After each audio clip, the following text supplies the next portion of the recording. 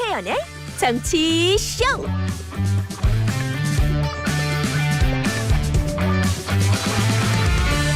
여러분 안녕하세요. 김태현의 정치쇼 김태현입니다. 어제 윤석열 대통령이 취임 2주년 기자회견을 했습니다. 대통령실에서는 국민들이 알고 싶어하는 부분, 오해하는 부분에 대해서 소상히 설명드릴 거다 이렇게 얘기했었는데요. 오늘 아침 조간신문의 사설 평가는 극과 극입니다.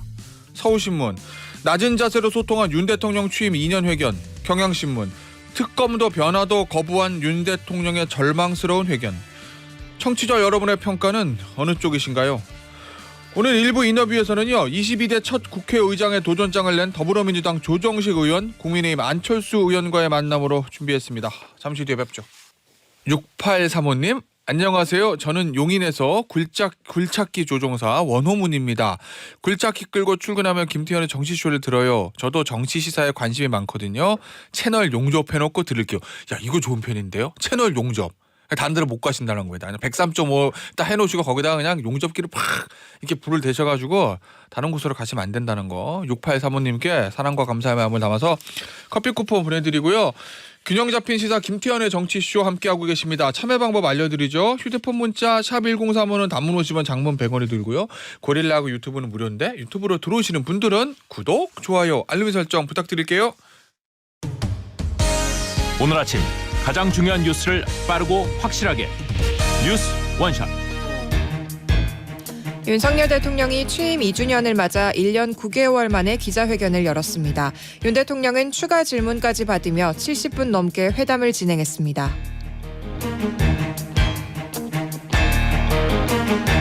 은성수 전 금융위원장이 아들이 병역 기피로 고발되자 병무청 공무원과 13차례나 통화한 사실이 감사원에 적발됐습니다. 감사원은 고위 공무원 2명을 검찰에 수사 의뢰했습니다. 국민의힘 새 원내대표에 추경호 의원이 선출됐습니다. 추 원내대표는 108명이 똘똘 뭉치면 야권 192석에 당당히 맞설 수 있다며 여권의 단일 대우를 강조했습니다. 중요한 뉴스를 한 방에 정리하는 뉴스 원샷. SBS의 정다은 기자와 함께합니다. 안녕하세요. 안녕하세요. 자, 어제 윤석열 대통령이 취임 2주년을 맞아서 기자회견을 진행했습니다. 어제 분위기 어땠어요?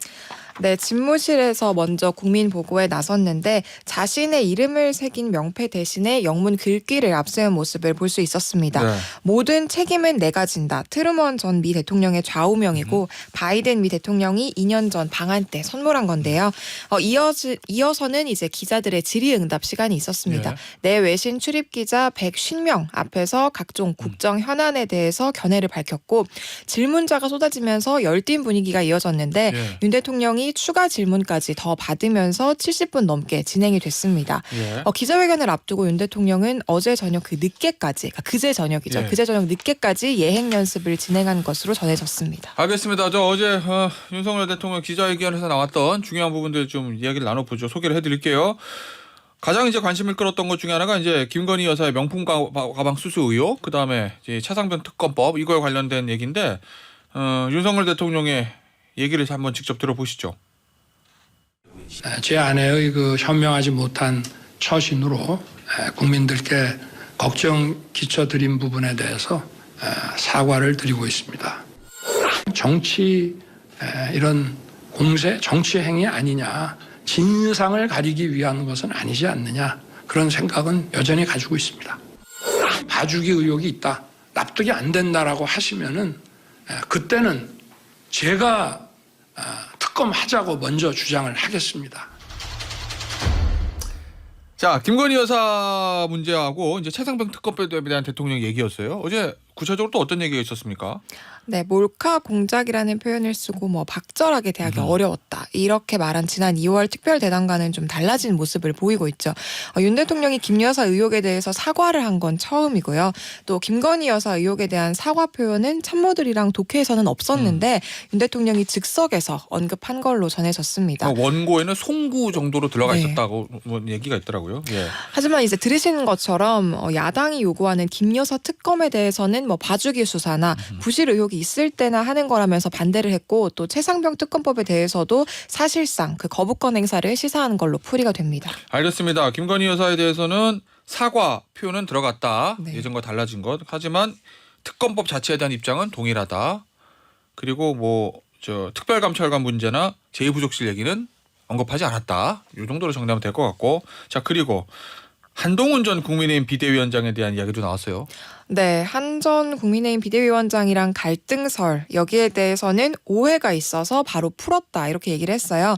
또 20년이 넘도록 교분을 맺어왔다고 하면서 한동훈 위원장을 언제든지 만날 거라고 얘기를 했습니다. 네. 윤 대통령은 또 한 전 위원장이 정치 입문 기간은 짧지만 정치인으로서 확고하게 자리매김을 했다면서 앞으로 이제 정치인으로서의 길을 잘 걸어 나갈 거다 이런 얘기도 덧붙였습니다. 알겠습니다. 자, 정책적인 거 얘기 좀 해보죠. 지난 1월에 여의도 저 거래소에서 열린 민생토론회에서 금투세 폐지 요거를 정부 정책으로 확정했다 이렇게 대통령이 얘기했거든요. 어제도 그 얘기가 있었어요. 네, 야당의 협조를 언급하면서까지 금투세 폐지의 필요성을 강조를 한 건데요. 금투세는 대주주 여부랑 상관없이 이제 뭐 주식이나 채권 이런 뭐 금융 상품의 수익이 5천만 원이 넘을 경우에 20%, 또 3억 원을 초과할 경우에 25%의 세금을 일괄적으로 부과하는 제도인데 네. 원래는 이제 지난해 시행 예정이었지만 개인 투자자들이 반발을 하면서 2025년까지 도입이 유예가 됐습니다. 별다른 일이 없으면 내년 1월 1일부터 시행이 되는 거고요. 네. 시행까지 한 반년이 조금 넘게 남은 건데 이제 정부랑 여당은 금투세 폐지를 지속해서 요구를 하고 있습니다. 증권가에서는 대통령이 이제 다시 한번 금투세 폐지를 언급을 하면서 내년 시행이 미뤄질 수 있을 거다 이런 기대감이 나오는 모습을 볼 수 있었고 예. 또 윤 대통령은 코리아 디스카운트 그러니까 국내 기업의 주가가 저평가되는 현상을 해소하기 위한 그 밸류업 프로그램도 착실하게 단계적으로 잘 진행하겠다 이렇게 선언을 했습니다. 알겠습니다. 자, 그리고 어제 이제 기자회견 이전에 모두 발언에서 나왔던 얘기인데 대통령이 이 저출생 고령화 문제 요거를 해결하기 위해서 특단의 조치를 어제 언급을 했습니다. 네, 윤 대통령은 저출생 대응 기획부를 새로 만들겠다 이렇게 발표를 했습니다. 예. 대통령 직속 저출산 고령화위원회를 부총리급 부처로 승격시키는 안인데 윤 대통령은 저출생을 극복하기 위해서 국가의 모든 역량을 동원하겠다면서 저출생 대응 기획부 장관이 사회부총리를 맡도록 해서 뭐 교육, 노동, 복지 이런 것들을 아우르는 정책을 수립을 하고 또 단순한 복지 정책의 차원을 넘어서 국가적 어젠다가 되도록 하겠다 이렇게 얘기를 한 거예요. 이 외에도 뭐 21대 국회에서 여야 합의가 뭐 사실상 불발된 연금 개혁안 이것도 임기 내에 완수를 하겠다 이렇게 강조를 했고 또 노인 1인 가구 기준 월 최대 33만 원인 기초연금 지급액도 임기 중에 40만 원으로 인상하겠다 이런 약속도 내놨습니다. 알겠습니다. 어제 대통령 기자회견을 두고 여야의 반응 뭐 대충 짐작은 가는데 네. 어땠는지 소개 좀 해주세요. 네, 극명하게 갈렸습니다. 일단 민주당은 윤 대통령이 김건희 여사 특검법 또 최혜병 특검법을 수용할 의사가 없다는 걸 분명하게 했다면서 뭐 민심의 회초리를 맞고도 고집불통이다 이렇게 비판을 했고요. 하지만 저출생 대응 기획부 신설을 두고는 전향적으로 찬성한다면서 협조할 일이 있는지 검토하겠다 이런 입장을 밝혔어요. 조국 혁신당이랑 개혁신당도 뭐 논평을 통해서 변할 생각이 없다는 게 확인이 됐다면서 이제 혹평을 했고 하지만 국민의힘은 국민이 궁금해할 모든 현안에 대해서 진솔하고 허심탄회한 입장을 전했다면서 호평을 했습니다. 덧붙여서 뭐 정부랑 여당은 민생 회복을 최우선 과제로 삼고 또 낮은 자세로 소통을 하겠다면서 야권을 향해서 협치를 당부했습니다. 네. 저는 어제 다 봤거든요, 이거. 네. 제가 봤는데 제가 느낀 거는 뭐 대통령의 뭐 말의 내용 이거보다 이게 이제 자주 중요 현안이 있을 때마다 현안 인터뷰를 하고 거기에 대해서 꼬리질문을 하게 하고 이래야 이제 궁금했던 게 다 풀리는데 2년에 한 번 했습니다. 그리고 아마 문재인 전 대통령하고 박근혜 전 대통령 때도 뭐 많아야 1년에 한 번. 정확한 제 숫자는 모르겠는데 그 정도 하니까 준비하는 대통령실 입장에서는 뭐 정치, 경제, 외교, 사회 다 해야 되잖아요. 외신, 지방지, 뭐 경제지 다 골고루 질문 줘야 되잖아요. 그러니까 정작 궁금한 거 물어볼 시간 되면 넘어가 다른 분야로. 네. 예, 그래서 진짜 중요한 쟁점들에 대해서는 심도 있게 좀 질문과 답을 우리가 볼 수 없었던 아쉬움이 있어서 좀 자주 하자라는 얘기를 좀 드립니다. 예, 아마 청취자분들 똑같은 생각이실 거예요, 저랑. 다음 정치권 소식 하나 보죠. 국민의힘 새 원내대표 정해졌어요. 추경호 의원으로. 네, 대구 달성 3선의 추경호 의원이 선출이 됐는데 윤석열 정부 초대 경제부총리 출신으로 친윤계로 분류가 되지만 비교적 개파색은 였다는 평가고요. 108명의 당선인 가운데 102명이 투표에 참여를 했고 70명이 추 의원한테 표를 던졌습니다. 추 의원은 취임 일성으로 108명이 똘똘 뭉쳐야 한다면서 단일 대우를 강조했습니다. 알겠습니다. 마지막 저 소식 하나 짚어보죠. 이 일본에서 가장 많이 쓰고 있는 라인, 이건 이 메신저, 이거는 우리나라 기업은 네이버가 거의 다 저 키우다시피 했는데 이 네이버 이 라인의 경영권이 일본으로 넘어가는 거 아니냐 이런 우려가 있었거든요. 이게 거의 현실화 돼가는 것 같아요 지금. 네, 이제 라인 야후 최고 경영자가 네이버 측에 지분 매각을 요청했다고 발표를 했고 또 이제 유일한 한국인 이사를 사실상 경질을 하고 또 이사진 7명을 모두 일본인으로 구성하기로 하면서 네이버가 라인의 경영권을 빼앗길 거다 이런 우려가 현실이 되고 있는 모양새인데 네. 라인 야후의 모회사 지분을 네이버랑 절반씩 보유한 소프트뱅크는 네이버랑 지분 매각 협상을 진행 중이라면서 아직 합의에 이르지는 못했다 이렇게 밝혔습니다. 예. 하지만 이제 소프트뱅크가 100%의 지분을 가진다면 다양한 전략이 가능해진다면서 우회적으로 지분 매각을 압박하는 모습을 보였습니다. 알겠습니다. 박정수님께서 문자 주셨어요. 금요일은 정다은 기자님 덕분에 기분 좋게 시작해요.라고. 네, 감사합니다. 박정수님께 커피 쿠폰 보내드릴게요. 여기서 오늘 뉴스 원샷 마무리합니다. SBS의 정다은 기자였어요. 감사합니다. 감사합니다. 여러분은 지금 김태현의 정치쇼를 듣고 계십니다.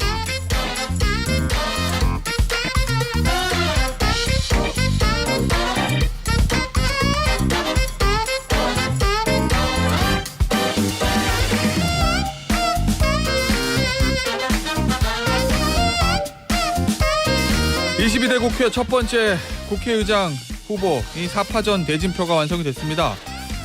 4명의 후보들의 명심 경쟁에 불붙고 있는데 대통령의 거부권 재의결 정족수 하향 공약까지 나오고 있습니다. 민주당 전 사무총장이자 국회의장 후보인 조정식 더불어민주당 의원과 이야기 나눠보겠습니다. 의원님 안녕하세요. 네, 안녕하십니까. 조정식입니다. 네. 자, 이 국회의장 얘기해보기 전에 어제 네. 있었던 일 하나 좀 짚어보죠. 네. 대통령 취임 2주년 기자회견 다 보셨습니까? 네, 봤습니다. 네. 어떤 생각이 드셨어요? 딱 끝나자마자 70분 저 회견 보시고. 기자회견 보면서요. 예. 혹시나 했는데 역시나. 그래요? 네. 혹시나는 뭐고 역시나는 뭐죠? 그럼 무엇보다 이번에 이제 총선 끝나고 예. 치러진 기자회견이어서 윤석열 대통령이 총선 민심을 수용할 것인가 이걸 봤었어요. 네. 근데 역시나 거부했고 그리고 또 이 소통을 가장한 불통 기자회견이 아니었나. 네. 또 이런 좀 안타까움이 들었습니다. 전체적으로 국정 쇄신에 대한 기대가 있었는데 예. 이런 쇄신 의지도 안 보였고 특히나 최상병 예. 또 그리고 김건희 특검에 대해서는 모두 거부한 점이 예. 두드러졌고요. 그러다 보니까 이 더불어민주당 등 야권뿐만 아니라 여권 내부에서도 갑갑하고 답답했다 이렇게 혹평을 나오는 것 같아요. 아, 그래요? 여권 내부에서도요? 네네. 공식 논평은 굉장히 환영 논평이 나오고. 물론 이제 당 공식 입장이야 당연히 환영하겠죠. 예. 알겠습니다. 그러면 의원님 보시기에 네. 그 전에 어떤 부분에서 어떤 지점에서 전향적인 태도가 나오면 대통령이 바뀌었다라고 좀 볼 수 있을 거라고 예상하셨어요? 무엇보다 예. 지금 전국의 가장 큰 관심 중에 하나가 예. 얼마 전에 국회에서 최상병 특검법을 예. 처리하지 않았습니까? 그러면 최상병 특검법을 과연 수용할 것인가가 이 국정 전환의 하나의 신호탄이라고 저는 봅니다. 예. 근데 그에 대해서는 사실상 거부 입장을 밝힌 거나 마찬가지죠. 근데 대통령이 어저께 얘기를 보면 네. 완전히 그러니까 좀 김건희 여사 특검법과 좀 다르잖아요. 완전히 안 한다는 아니고 공수처 수사 지켜보고 거기서 수사가 미흡하면 내가 먼저 특검을 요구하겠다. 이 얘기는 일종의 조건부 수용처럼 들리기도 하는데 시기만 조절하면. 조건부 수용이 아니라 사실상 예. 시간 벌기용이겠죠. 시간 벌기용이요. 예. 네, 국회에서 특검법이 제출이 돼 있는데 네. 그 사실상 공수처 수사가 진행되는 중간에 예. 이정섭 장관이 호주로 도주를 하고 예. 또 별의별 쇼가 다 있지 않았습니까? 네. 그러다 다시 또 돌아오고 막 이렇게 여론에 못 이겨서 예. 국회에서 법이 통과된 이상 그 특검법을 수용을 해서 예. 그것에 따라서 진행되는 게 맞겠죠. 네. 혹시 만약에 이번에 거부권 대통령이 행사하고 네. 그리고 이제 재의결이 안 된다고 하면 민주당에서는 22대 때 다시 아마 이거를 추진할 거로 보이는데 그러면 아마 시간상 그때까지 공수처 수사가 끝나게 되면 그때 이제 여당과 합의해가지고 새로 특검법을 만들어서 처리할 그럴 가능성은 없는 겁니까? 대통령 요구 어제 얘기대로 하면 공수처 수사 이후에는 특검을 다시 시행할 수도 있는 거잖아요. 근데 그렇게 해가지고 특검이 제대로 된 적이 없었죠. 아, 지금까지. 그렇습니까? 네. 알겠습니다. 어제 김건희 여사에 관련된 거는 어떻게 보셨어요? 사과라는 표현을 대통령이 처음 한 것 같긴 하거든요. 저는 궁여지책이라고 봅니다. 궁여지책이요. 예, 좀 엎드려서 절받기다 이렇게 보고요. 예. 지난 3개월 전인가요? 그 신년 대담에서 윤석열 대통령이 정치 공작이다라고 네. 이렇게 주장을 했었어요. 네. 그러다가 총선이 이제 참패하고 나니까 이제 겨우 사과라는 표현을 쓰긴 했는데 과연 이것을 국민들께서 진심으로 받아들이겠는가?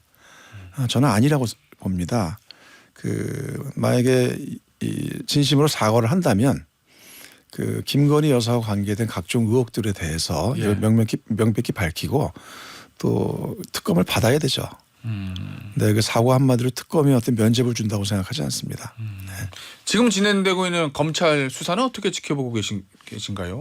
뭐 일각에서는 민주당 내에서도 이원석 총장하고 윤석열 대통령이 좀 갈등이 있는 거 아니냐 이런 얘기를 꺼내기도 했는데요. 좀 더 지켜봐야 되겠습니다만 예. 그조차도 사실상 좀 물타기 수사가 돼서는 안 되겠죠. 예. 근데 그 물타기 수사냐 아니냐에 대해서는 좀 더 지켜보면 이제 드러나겠죠. 알겠습니다. 의원님도 말씀해 주셨듯이 저 민주당의 평가는 좀 박합니다. 어제 기자회견에 대해서 대통령은 어제 협치가 한 번 해도 되겠냐 한 번 만나서 계속 끝까지 시도를 하겠다라고 협치에 대한 의사를 밝히기도 했는데 어떻습니까? 어제 기자회견으로 대통령이 어떤 국정기조 변환의 자세를 볼 수가 없었다라고 민주당 혹평에 나오는 상황에서 대통령과 민주당 이재명 대표의 협치 이 모두 이어갈 수 있을까요? 대통령께서 말로는 협치를 얘기하고 있는데 예. 그게 과연 진정성 있는 그 본인의 주장인지 예. 입장인지 또는 그다음에 그 진정성이 있으려면 말이라는 건 천근과 같지 않습니까? 그럼 그게 그다음에 이제 행동과 예. 이게 읽혀져야 돼요. 마음으로. 예. 그런데 그 지난번 영수회담 같은 경우도 이재명 대표가 총선 민의를 모두 전달을 했고 예. 장시간에 걸쳐서 전달하지 않았습니까? 직접 읽어가면서. 네. 그리고 국정규제의 전환을 이렇게 기대를 했었어요. 근데 그 이후에 보여진 여태까지의 나오는 행태를 보면 역시나 변한 게 없는 게 아닌가 이제 그런 생각에서 아직도 갈 길이 멀구나. 네, 이런 생각이 듭니다. 네. 알겠습니다. 국회의장 얘기 좀 해볼게요. 네. 의원님 이번에 왜 국회의장 출마하셨습니까? 그 22대 국회가 굉장히 엄중한 국회라고 생각을 합니다. 예. 이번 이제 총선 끝나고 바로 이제 국회가 구성이 되게 되는데 총선 민심 크게 두 가지로 요약할 수 있다고 봐요. 예. 첫 번째는 정권 심판, 두 번째는 민생 회복 예. 이렇게 보고요. 그래서 22대 국회는 이러한 민심을 제대로 실천하는 개혁 국회가 돼야 된다 이렇게 저는 말씀을 드렸습니다. 개혁 국회요. 네, 그런 점에서 제가 이번에 국회 최다선이 됐는데 그 국민의 뜻을 실천하는 개혁 국회를 반드시 만들어야 되겠다. 이런 뜻에서 국회의장에 출마하게 됐습니다. 그런데 역대로 국회의장 경선이 이렇게 치열했던 적은 제 기억이 없는 것 같거든요. 이번에 제일 치열한 것 같아요. 이제 예. 최종적으로 4분이 나오게 됐는데 예.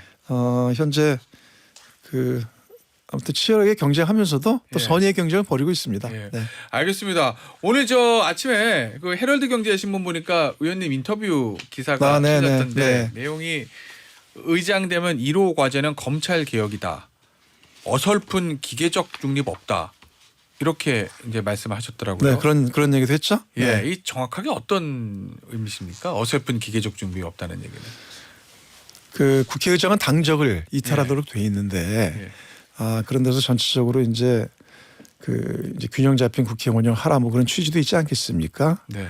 그런데 이제 국회의 가장 중요한 본래의 기능은 그러니까 민의를 대변하는 기관이에요.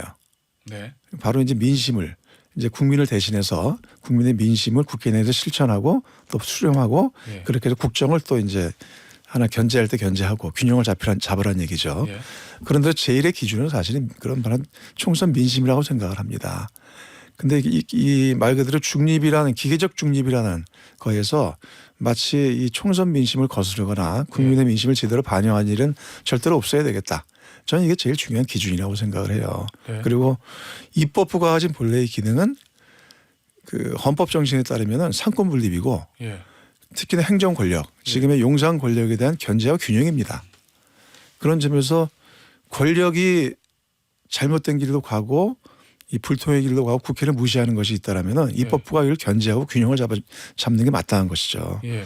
근데 아까도 이제 총선 민심을 말씀드렸는데 이 정권 심판이라는 거는 지금 정권의 부당함과 잘못함을 국회가 바로 잡아달라는 거거든요. 예. 예, 그런 데서 이것을 중립이란 것으로 이렇게 잠시 뭐 호도가 되거나 이래서는 안 된다고 보는 겁니다. 네. 근데 의원님 입법부가 행정부를 견제하는 건 맞는데 의장 보고 대통령 견제하라는 건 아니잖아요. 네. 입법부가 행정부를 견제하라는 게 삼권 분립의 원칙과 네. 정신은 맞는데 네네. 국회의장이 대통령을 견제하는 건 아니지 그건 않습니까? 말 그대로 권력인 거죠, 권력. 예. 예. 입법부는 의회 권력이고 예. 그다음에 행정부는 예. 행정 권력이 거기에 정점이 용산 권력 아닙니까? 그리고 그것에 대한 게 모두 대통령으로부터 나오는 거 아닙니까?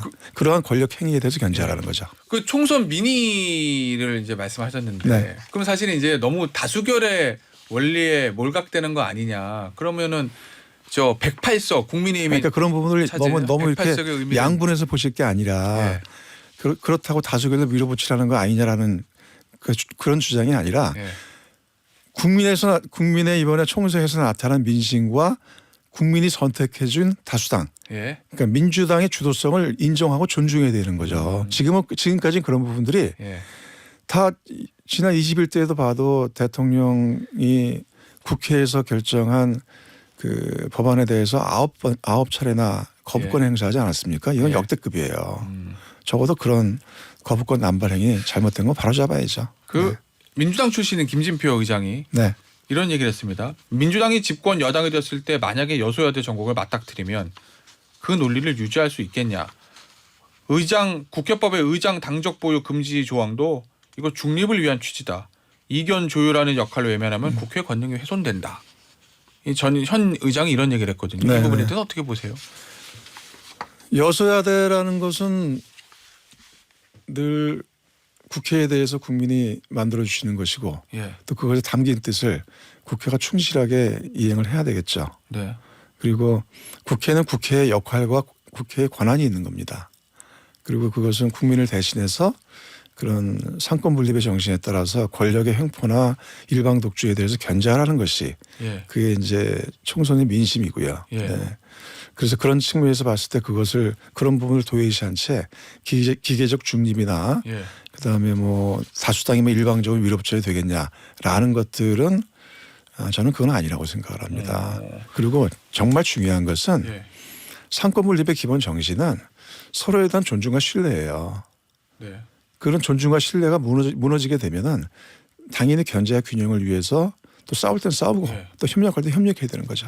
네. 그런데 의원님, 대부분요 항상 이 국회의장 되면 저 중립을 지키겠다는 말들을 겉으로는 많이들 하시잖아요. 속으로는 어떨지 몰라도. 근데 이번에는 4명의 후보분들 모두 중립보다는 뭐 개혁, 민주당의 이익 뭐 이런 얘기를 그냥 대놓고 하시거든요. 이 상황은 어떻게 이해해야 됩니까? 그만큼 21대 국회에 대해서 국민들께서 싸늘하게 보시기 때문에 그러는 거라고 생각을 합니다. 예. 21대 국회가 그런 상권 분립의 정신에 따라서 국회의 역할과 위상을 제대로 다 발휘를 했다라면 예. 상대적으로 이제 그런 부분들이 비난이 덜했겠죠. 근데 그만큼 그 윤석열 대통령 취임 이후에 예. 보여준 행태 또 국회에서의 행태들이 이거 해도 너무한다라는 비판들이 많았기 때문에 그런 게 아닌가 싶어요. 예를 들자면은 예. 아까 말씀드린 대통령 거부권 행사 또 그리고 특히나 지난 1년 반 동안 국회에 대한 압수수색이 20차례가 넘었어요. 근데 그런 압수수색 결과 이것도 역대급이거든요. 예. 그리고 그런 압수수색 결과에 대해서 나온 게 지금 거의 없습니다. 예. 그리고 또 저도 제가 이제 민주당의 사무총장이 있었습니다만 야당 당사의 중앙당에 2차례나 침탈을 했어요. 예.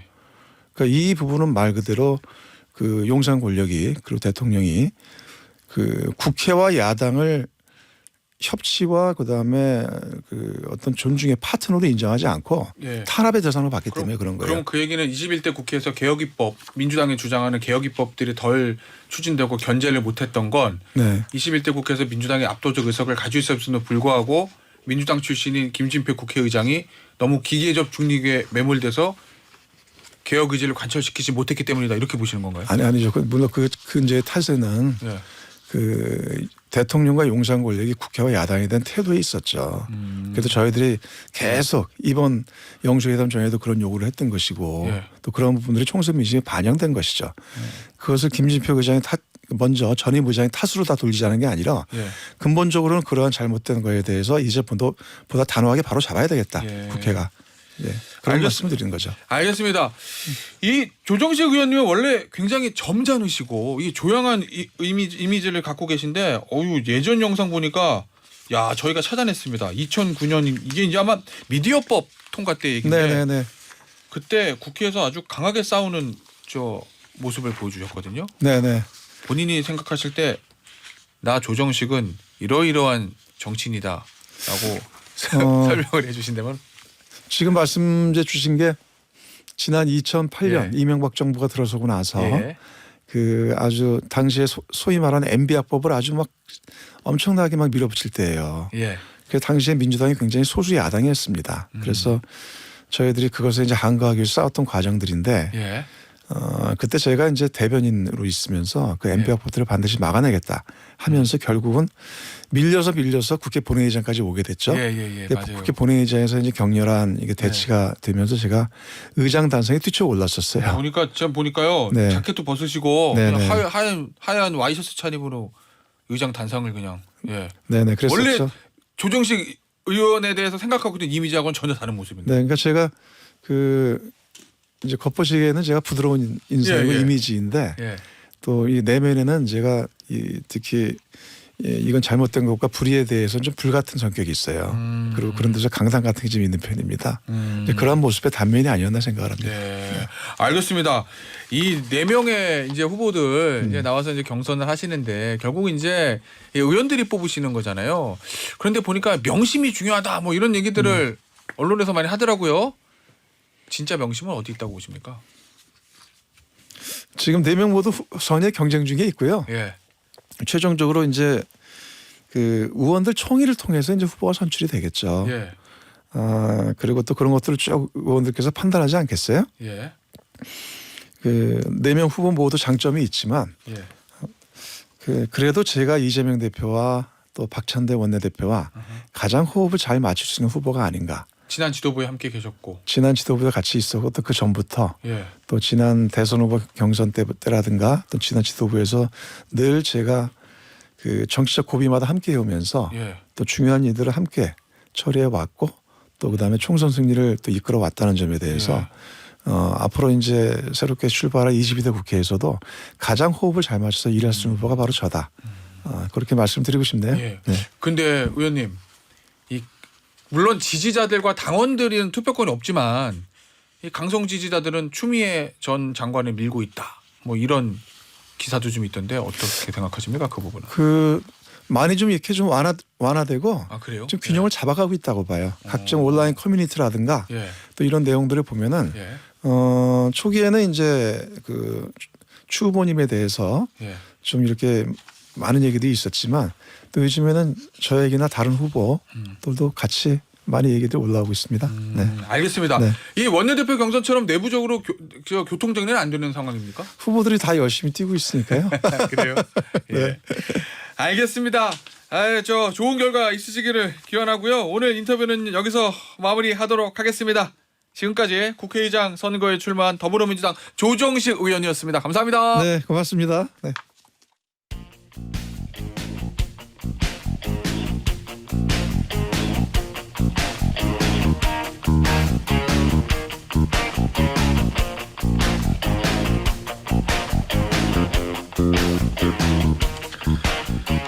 윤석열 대통령 취임 2주년 기자회견 과연 이분은 어떻게 들었을까요? 국민의힘 안철수 의원이 전화로 연결됐습니다. 의원님 안녕하세요. 예, 잘 지내셨죠? 예, 의원님 잘 지내셨죠? 예, 이 어제 대통령 기자회견 보셨을 거 아닙니까, 의원님? 예. 어떻습니까? 보시고 나서 소감은요? 아마 뭐 제 생각이 일반 국민들 시각과 크게 다르지 않을 거라고 생각해요. 예. 크게 제가 좀 달라진 점 그리고 또 좀 아쉬운 점 두 가지로 한번 말씀을 드리고 싶은데요. 예. 뭐 우선 그 달라진 점이라고 하면 가장 눈에 띄었다고 하는 점이라면 김건희 여사에 관한 언급이겠죠. 예. 직접 말로 사과드린다고 말씀하셨거든요. 예. 그게 바로 뭐 몇 달 되지 않은 올해 초에 KBS 신년 대담에서 그때는 몰카 정치 공작이라고 하지 않았습니까? 예. 그때와는 아주 다른 태도였었다. 그래서 대통령께서 국민 눈높이에 맞추고자 하는 노력을 볼 수 있었죠. 그래서 총선 전에 그러셨다면 더 좋지 않았을까 그런 아쉬움이 남습니다. 예, 알겠습니다. 이 하나씩 좀 보죠. 그럼 아쉬웠던 점 뭐예요? 아쉬웠던 점은 예. 뭐 몇 가지 있습니다만 저는 크게 두 가지만 말씀드릴게요.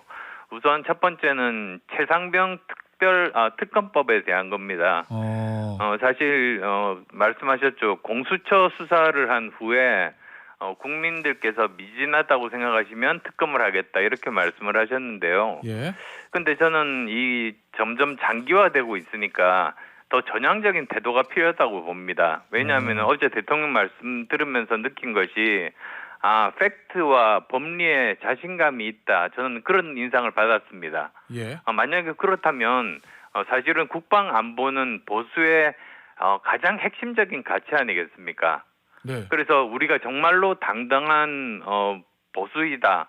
이걸 보여줄 수 있는 그런 주제라고 생각하고 예. 정말 뭐 몇 가지 우려 사항이 사실은 있습니다만 정면 돌파하겠다 이런 것도 좋지 않았을까 하는 아쉬움이 좀 있고요. 네. 그다음 또 두 번째로는 의정 갈등 문제입니다. 예. 보관이 없다고 생각을 하셨는데요. 사실은 이게 좀 안타깝습니다. 이 부분은 또 제가 뭐 좀 많이 알고 있는 부분이기도 해서요. 예. 국민 생명이 최우선인데 지금 어떻게 되고 있냐면 점차로 지방의료원부터 도산이 시작될 겁니다. 그렇게 되면 우리가 수십 년 동안 만들어 놓은 우리 의료 시스템이 완전히 망가지지 않습니까? 예. 이걸 그대로 놔둘 수는 없으니까 결국은 최선의 방식은 의사는 먼저 환자에게 돌아오고 대신에 점진적인 증원이 필요하다는 거는 사실은 그전에도 의사분들이 동의하는 사람이 많았습니다. 예. 그래서 점진적인 증원을 하기로 하고 1년 연기 후에 증원하자. 그리고 또 그 기간 동안에 협의체를 만들어서 몇 명의 의사를 언제 증원하자.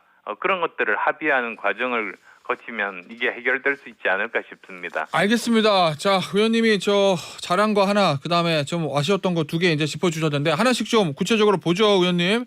예. 이 잘한 부분이라고 했던 이 김건희 여사 관련된 거, 사과를 총선 전에 했으면 어땠을까라는 그런 말씀을 좀 해주셨잖아요. 예. 어제 대통령의 말을 통해서 김건희 여사에 대한 국민들이 좀 가지고 있었던 의혹들, 이게 완전히 됐다고 보십니까? 이 부분에 대해서는 지금 이제 수사가 진행되고 있지 않습니까? 예, 그렇죠. 예. 사실 그래서 저는 이 건에 대해서 특검하자 이런 민주당에 대해서는 좀 과하다는 생각이 듭니다. 왜냐하면 이 건은 최상병 사건과는 달리 그 관계자가 두 사람 아니겠습니까? 예, 예. 저는 빨리 결론이 나올 일이라고 생각합니다. 예. 그리고 뭐 검찰총장까지 나서가지고 수사에 적극성을 보이고 있는 이런 이상 이거를 너무 정치적으로 이용하고 모든 거를 특검으로 몰고 가는 예. 그런 민주당에 대해서는 오히려 국민들께서 반감을 가지실 수 있다. 네. 그래서 저는 빨리 그 검찰의 그 결과를 지켜보자. 예. 그게 아마도 국민들께서 가지고 계신 생각이라고 생각합니다. 알겠습니다. 자, 그런데 지금 민주당의 움직임을 보면 22대 국회 개원하면 명품백뿐만 아니라 도이치모터스 주가 조작 의혹, 그다음에 양평 고속도로 의혹, 요거 다 묶어가지고 김건희 여사에 관한 종합 특검을 하겠다. 뭐 이렇게 얘기하거든요. 어제 이제 대통령은 그 거부의 의사를 밝히긴 했습니다. 의원님은 어떻게 보십니까? 만약에 김건희 여사 특검법이 다시 뜨면.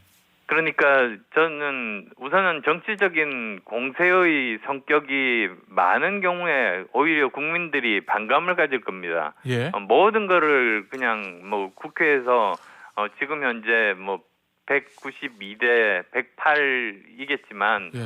다음 달부터요. 그렇지만 뭐 거기에 대해서 너무 이렇게 힘자랑을 하고 과시하고 마음대로 하다가는 오히려 역풍을 맞는다.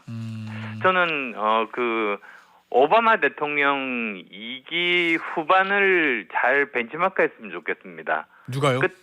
오바마 대통령 그 둘 다 마찬가지입니다. 예. 두 당 다 마찬가지인데요. 예. 잘 아시겠습니다만 그때 오바마 대통령의 선거 결과 그 상원도 여소야대, 하원도 여소야대. 사실은 뭐 구조로 보면 아무것도 할 수 있는 일이 없었던 시기죠. 예. 그런데 오바마 대통령께서 정말 국민들이 바라는 그런 민생 문제에 대해서 주도해 나갔습니다. 그러다 보니까 야당이 반대를 하지를 못했죠. 네. 그래서 명예롭게 그 임기를 마칠 수 있었거든요. 저는 그게 우리한테 참 중요한 교훈이 된다고 생각합니다. 네, 알겠습니다. 이 김건희 여사 관련돼서요. 지금 공개 활동 안 하고 계시잖아요. 예. 그 언젠가는 공개 활동 해야 될 텐데 어떤 상황에서 어떤 계기로 뭘 명분으로 공개 활동 시작하는 게 맞다고 보십니까? 저는 어느 정도 시스템이 갖춰진 상태에서 시작하는 게 바람직하다고 생각합니다. 예. 제가 벌써 너무 오래돼서 기억도 안 납니다만 1년 전부터 그 제대로 된 시스템이 갖춰져 있어야 된다. 예. 그러니까 기본적으로는 제2부속실, 예. 그다음에 또 특별감찰관, 예. 이런 것들이 있으면 국민들께서 우리가 우려하는 일들이 일어나지 않을 수 있는 견제 장치가 있구나. 예. 그래서 안심하실 거 아니겠습니까? 예. 그래서도 저는 더욱더 이럴 때야말로 지금 뭐 제2부속실 같은 경우는 이미 또 말씀도 하신 부분이니까 예. 더 늦기 전에 빨리 그 시스템들을 만드는 것이 바람직하다. 그래서 국민들을 안심시켜 드려야 된다고 말씀드리고 싶어요. 근데 어제 이제 대통령이 그 부분에 대한 언급이 없어서요. 예, 그 질문도 사실 저도 어제 그 기자회견이 2년 만에 열렸으니까 참 좋지만 그 아쉬웠던 점이 두 가지 정도 있었어요. 예. 그러니까 우선은 제 질문이 없었습니다. 꼬리 질문이 없었죠. 예, 사실 진짜 질문은 제 질문이거든요. 그렇죠. 예. 예, 근데 그게 없었다는 점이 예. 좀 아쉬웠고요. 예. 그리고 또 두 번째로는 정례화를 못 박았으면 얼마나 좋았을까. 그리고 이것이 뭐 이번으로 그친다 아니면 뭐 1년에 한 번 한다 이런 것 정도가 아니라 예. 최소한 분기별로 한 번씩은 하겠다. 그런 전향적인 네. 그 선언이 있었으면 예. 훨씬 더 보기 좋지 않았을까 싶습니다. 알겠습니다. 앞서 의원님이 그 최상병 특검 관련해 가지고 이 대통령이 법리하고 사실관계에 자신이 있으니 이걸 그냥 받아서 정면 돌파하는 게 어떻겠냐는 아쉬움이 있다 말씀을 주셨어요.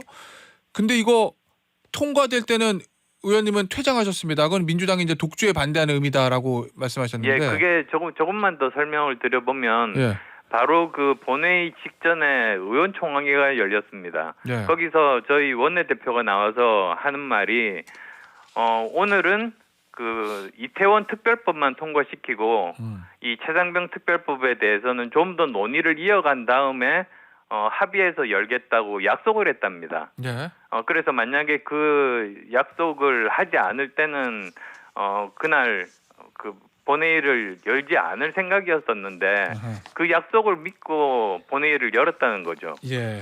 근데 저는 사실 지금까지 10여 년 동안 이렇게 대놓고 그 여야 합의를 어기는 거짓말을 바로 몇 시간 전에 하는 거는 처음 봤습니다. 예. 그리고 또 거기에다가 김진표 그 의장까지도 거기에다 합세를 했죠. 네. 그래서 그런 상태에서는 이제 제가 선택이 두 가지 길이 있지 않습니까? 예. 그럼에도 불구하고 제가 말한 대로 하는 것, 그 다음에 또 새롭게 이렇게 나타난 제가 국회의원 생활하면서 처음 보는 이런 뻔뻔한 거짓말에 대해서 그냥 두고 알겠습니다. 그건 무시하고 그대로 이렇게 저 찬성표를 예. 찍어야 되느냐. 뭐 알겠습니다. 찍든 안 찍든 사실은 그 결과에 아무 상관이 없는 거거든요, 예. 사실. 그렇게 그래서 하죠. 예. 저도 사실은 그 정족수로 순간에는 고민하다가 예. 결국은 나와서 이 부분에 대해서는 항의하는 것이 그것이 국회가 정상적으로 작동하는 데 맞겠다 예. 싶어서 나왔습니다. 의원님, 자 그러면 대통령이 어제 이제 언급으로 봐서는 거부권을 행사할 것 같거든요. 그러면 이번 달 말에 이제 재의결 절차, 재표결 절차가 있을 건데 그때는 어떻게 하실 겁니까? 무기명 투표예요. 그러니까 저는 저 정면 돌파하는 것이 저는 맞다고 봅니다. 그때는 찬성하실 거다. 정말 그 보수의 가치 사실 국가가 왜 생겼습니까? 국민의 생명과 안전을 보호하기 위해서 사람들이 모여서 국가를 만든 거거든요. 예. 그리고 또 선진국이 될수록 그래서 나라를 위해서 목숨을 바친 분에게는 국가가 할 수 있는 최고의 예우를 해드리는 게 그게 네. 선진국이죠.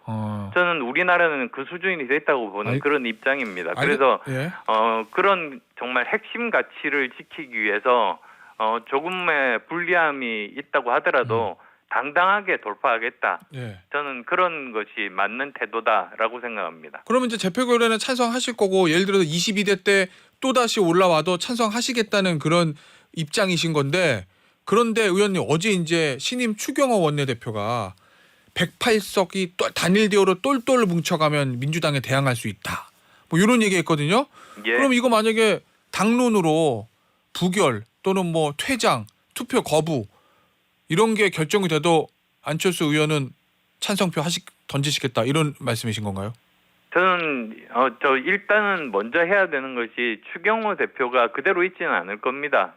그러니까 지금 현재 바로 21대 국회이긴 하지만 예. 지금도 보면 거의 18일 정도 남았습니다. 아직. 예. 28일 날 본회의에 올라온다고 하면 그러면 그동안에도 치열하게 협상을 해야죠. 그래서 가능하면 그 기간에 여야 합의가 된다면 예. 그러면 여야 합의된 안으로 통과되면 예. 그게 제일 바람직한 거 아니겠습니까? 뭐 22대에서도 그럴 거고요. 근데 그게 예. 아니라면요. 그게 아닐 가능성이 그게 높아 보여서. 아니라면 결국은 헌법기관으로 각자의 소신대로 행동할 수밖에 없다고 생각합니다. 그럼 당론에 어긋나는 투표를 할 수도 있다. 예, 그렇습니다. 알겠습니다. 이건 어떻게 보면 예. 당론보다 더 중요한 보수의 가치라고 생각합니다. 그래요? 예, 의원님 이게 아마 22대 때도 다시 올라갈 가능성이 있는데 이번에 완전히 최종 부결이 되면 그때는 만약에 대통령이 다시 거부권 행사하고 재의결 절차 가면 8석인 거잖아요. 예. 국민의힘 108명 의원들 중에서 이게 재의결 22에 올라갔을 때 8분이 찬성해서 통과될 가능성이 있다고 보십니까? 그건 지금 너무 가정을 거듭한 것 같고요. 예. 우선은 저는 이제 21대부터 먼저 생각을 해본다면 그렇다는 말씀입니다. 알겠습니다. 그러니까 추경호 원내대표도 이 여야 합의가 된 안을 통과시키기 위해서 정상적인 국회를 위해서 최선의 노력을 하시고 근데 뭐 그럼에도 불구하고 여전히 그 안이 올라온다면 결국은 정말 진정한 보수의 가치를 위해서 또 대통령께서도 어제 들어보고 저는 또 확신이 든 것이 이 팩트와 법치에 대해서는 자신이 있으시구나. 저는 그런 느낌을 받았습니다. 알겠습니다. 의원님, 원내대표 경선이 끝났는데 유력 후보였던 이철규 의원하고 이철규 의원의 출마를 만류했던 배현진 의원 간의 설전이 어제 그제 있었던 거 알고 계시죠? 네. 그거 어떻게 보고 계십니까? 그 과정을. 글쎄요, 사실 저는 친윤, 반윤 뭐 이런 프레임이 더 이상 의미가 없다고 생각합니다. 왜요? 사실 지금까지 보면 의원들이 대통령과 얼마나 거리가 가까우냐에 따라서 서로 더 힘이 있다고들 서로 생각을 했었지 않습니까? 예. 근데 그 모습을 바라보는 국민들은 어떻습니까? 사실 여당과 정부가 해야 될 일은 야당이 가지고 있지 못한 집행 능력을 가지고 있기 때문에 국민의 삶을 직접적으로 개선해 드릴 수 있고 그리고 또 미래 계획을 세우고 비전을 세워서 그걸 실행시킬 수 있는 권한이 있는 거거든요. 국민들이 다 그걸 바라는데 그렇게 국민을 안 쳐다보고 그냥 대통령이나 또는 야당 비판에만 몰두하고 있으면 국민은 완전히 소외되는 제3자가 되는 거죠. 예. 그럼 모든 원망이 모두 저 여당에게 돌아가는 겁니다. 저는 그게 이번 총선 참패의 원인 중에 하나라고 생각하고 있거든요. 예. 그래서 이제는 더 이상 뭐 친윤, 찐윤 뭐 이런 말은 저는 안 나왔으면 좋겠습니다. 오히려 예. 뭐 나온다면 친국, 찐국 예. 그렇게 국민과 얼마나 가까우냐. 알겠습니다. 여당은 그랬으면 좋겠습니다. 알겠습니다. 의원님 최근 인터뷰 보니까 전당대회는 빨리 하는 게 좋겠다라는 입장을 밝히셨는데 그런데 지금 황우여 저 비대위원장은 물리적으로 6말 7초는 힘들다 뭐 이런 얘기들 좀 합니다. 좀 미뤄질 것 같던데 혹시 전당대회 시기가 미뤄지는 거 여기 어떤 의도가 있다고 보십니까? 저는 꼭 그렇다고 생각하지 않습니다. 오늘 아침에 또 새로 나온 뉴스를 보니까 황우여 위원장도 그렇게 생각하시지는 않는 것 같더라고요. 예. 만의 경우에 저 피치 못해서 약간 연기될 경우를 대비해서 한 말씀이다 또 네. 그렇게 설명을 하시더라고요. 그래서 저는 가급적이면 빨리 전당대회를 치르면 좋겠다고 생각한 이유가 예. 이 황우여 비대위의 목적 자체가 어쨌든 빠른 시간 내에 예. 민심으로부터 멀어져 있는 당을 빨리 수습을 해서 민심과 가까운 지도부를 빨리 구성하는데 공정한 그 예. 관리를 한다. 그거 알겠습니다, 아니겠습니까? 의원님. 예. 저는 오늘 거기에 충실하면 좋겠습니다. 알겠습니다. 여기서 마무리할게요, 의원님. 안철수 국민의힘 의원이었습니다. 감사합니다. 네, 고맙습니다.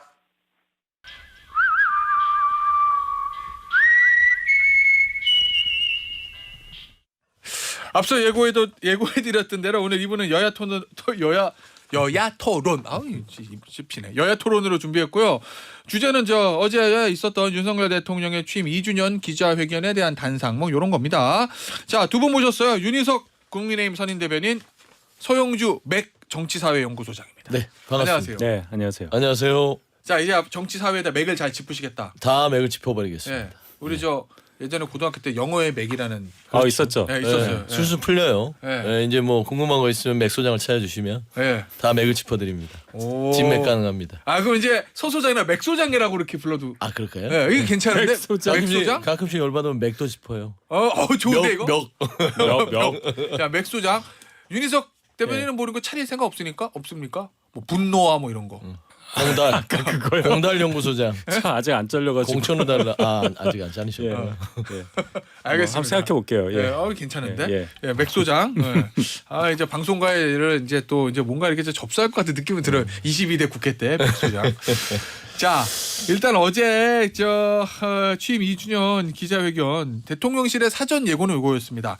국민들이 알고 싶어하는 부분, 오해하는 부분을 소상히 설명드리겠습니다. 요게 이제 기자회견 전에 이제 공식적인 입장이었는데 여기 맥 소장. 네. 알고 싶어하는 부분, 오해하는 부분 소상히 설명됐습니까?